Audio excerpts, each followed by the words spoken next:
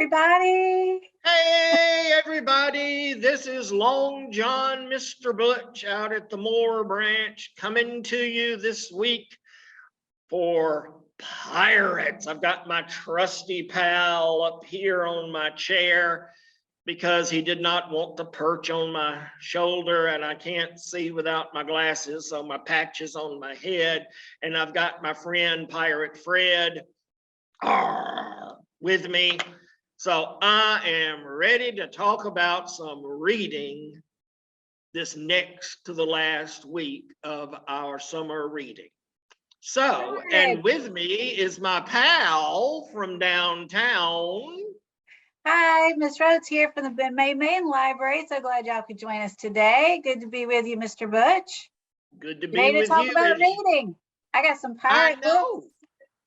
I see all your pirate books, and of course, you're at the Ben May, Maine, and of course, pirates always sailed on the Golden Main. Oh. Makes me wonder about what you do when we're not recording and talking to our kids. I think you might be a pirate queen. And speaking of that, you have a book about pirate queens, if I'm not mistaken. I do. It's one of our new books. We just got it in March. It has all the details about the pirate queens. Did you know that when you think of fearsome pirates, most people think of a few fearsome names like William Kidd or Calico Jack or Blackbeard? You ever heard of any of those? I have. Me too, but did you know that the most powerful pirates in history was a woman? Wow. You can find her down here. Pirate. So I guess I'll have to check out that book to find out who that is. I guess you're not going to tell me, are you?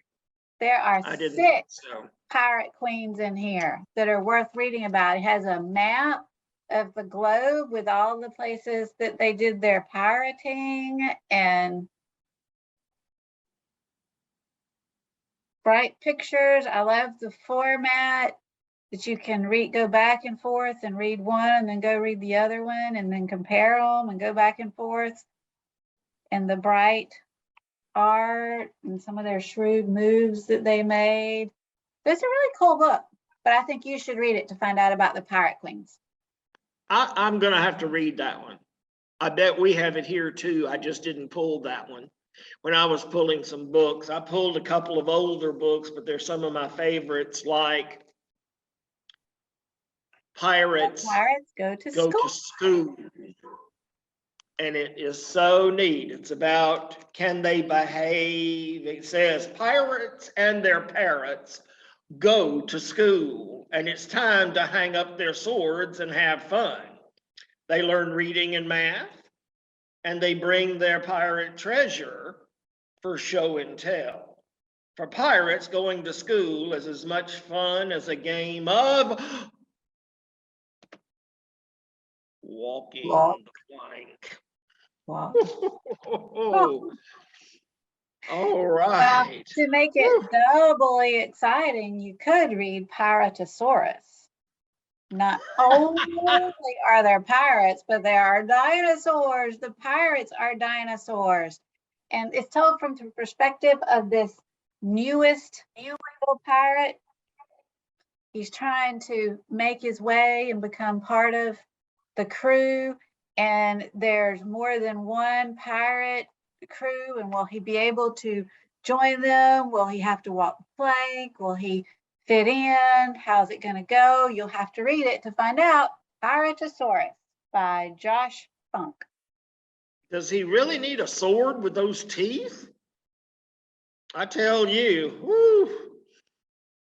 Do you ever have any pirates come into your library that you know of? Well, I've got a book called No Pirates Allowed, said Library Lou. And it's about pirates wanting to come to the library.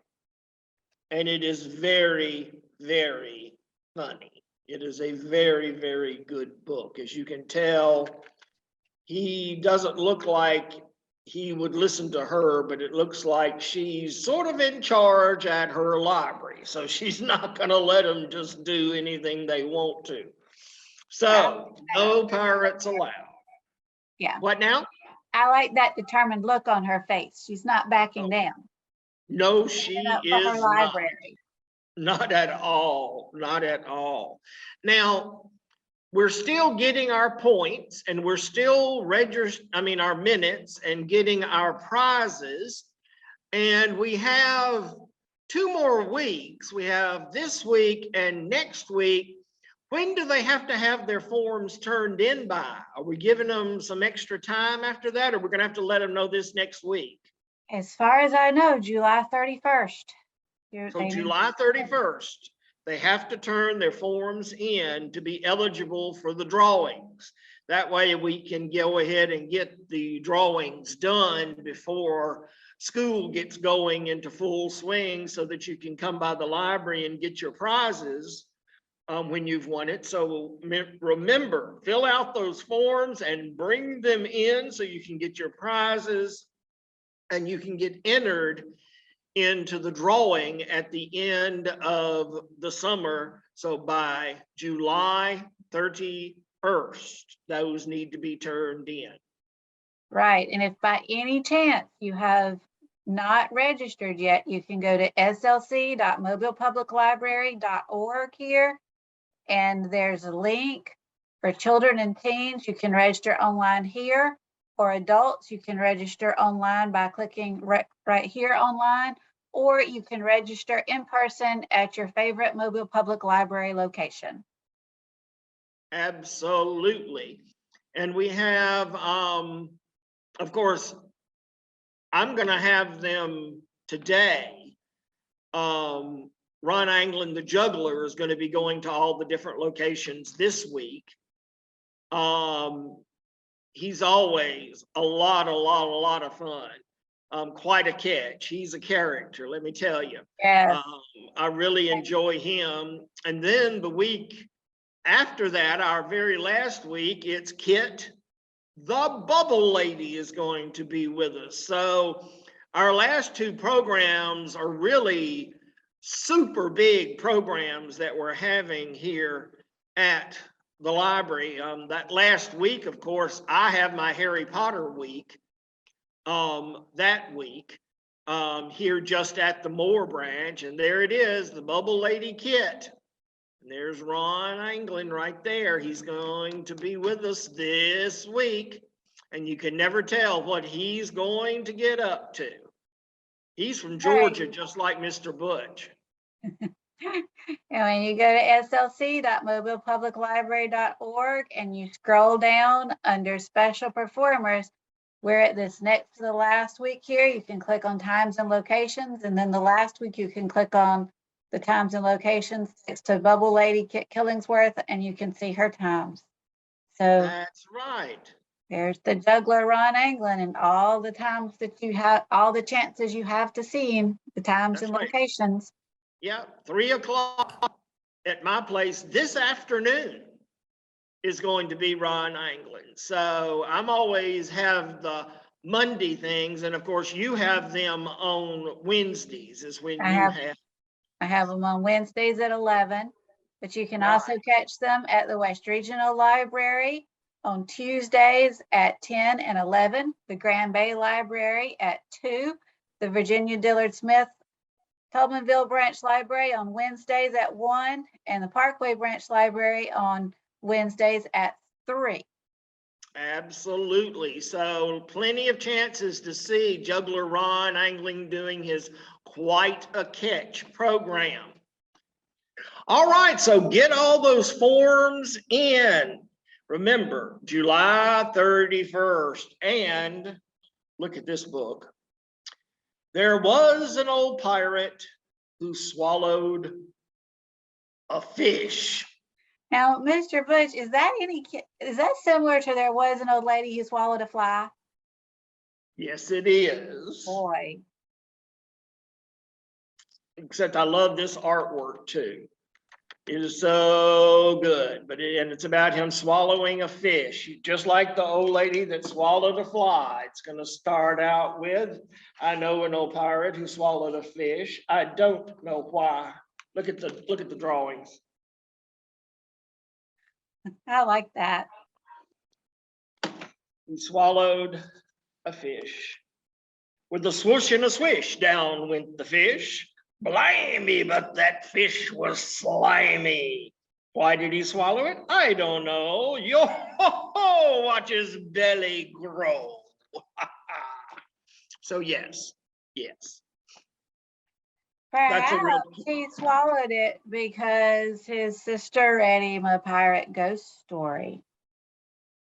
And he got all scared.